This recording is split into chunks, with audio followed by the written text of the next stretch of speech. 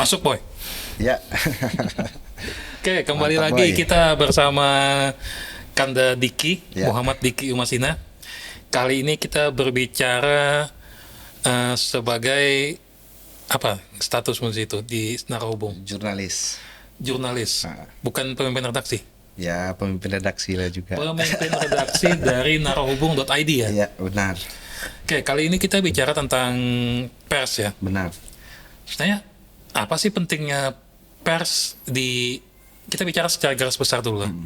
Kenapa kita nih perlu jurnalistik, perlu dunia pers gitu. Secara garis besar dulu. Ya, secara garis besar kan tugas-tugas jurnalistik itu menyampaikan informasi. Menyampaikan informasi. Ya, artinya di era keterbukaan informasi seperti hari ini kita bisa dapat informasi dari mana saja. Nah, tapi kemudian yang membedakan informasi yang disampaikan oleh pers itu adalah informasi yang memang secara pertanggungjawabannya jelas. Artinya sudah melalui cross check di lapangan, sudah melalui bentuk-bentuk penyampaian informasi yang sesuai kode etik, tidak bias.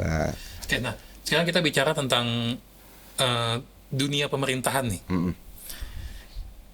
Kan pers itu dianggap sebagai pilar kelima, ya kan? Pengawas, Benar.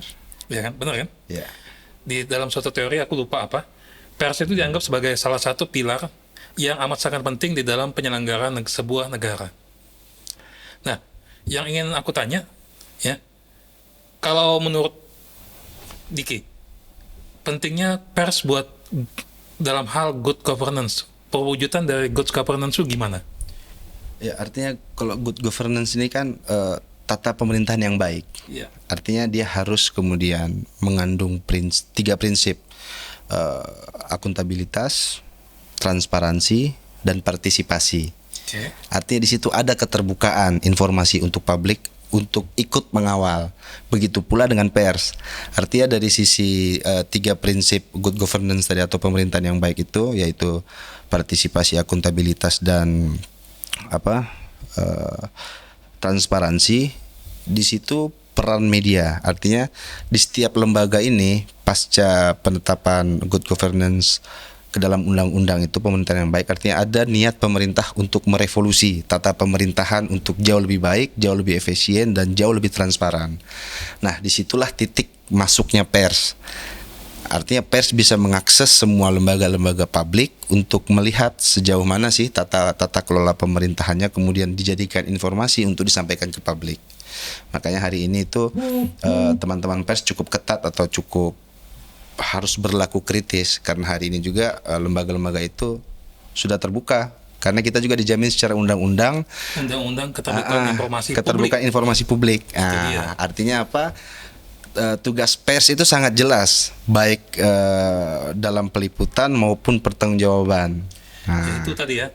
Jadi kita mengharapkan ya dengan adanya pers akan mewujudkan sebuah pemerintahan yang baik. Benar. Dengan goal akhir ya, satu, pelayanan publik yang bagus, karena Iya. itu tujuan dari sebuah pemerintahan. Betul. Yang kedua, kita ingin pers ini semuanya kita bisa menerapkan tujuan kita adalah supaya menekan korupsi yang ada di pemerintahan kita, ya kan? Dan jujur saja, korupsi kita sudah lumayan berkurang, Sudah sangat jauh. apalagi sesudah ada KPK kan. Benar. Nah, kalau kita melihat dari sisi Kaltara nih, kalau menurut Diki, penerapan good governance gimana? Kalau sejauh ini di Kaltara sendiri sudah cukup baik ya. Apalagi kalau kita lihat indeks demokrasi, saya lupa angkanya, indeks demokrasi Kaltara ini sudah cukup, angkanya cukup baik. Itu ditentukan oleh pusat kemarin. Artinya keterbukaan informasi di Kalimantan Utara ini di atas rata-rata. Di situ itu menunjukkan kalau pemerintahan kita sangat terbuka ya untuk good governance.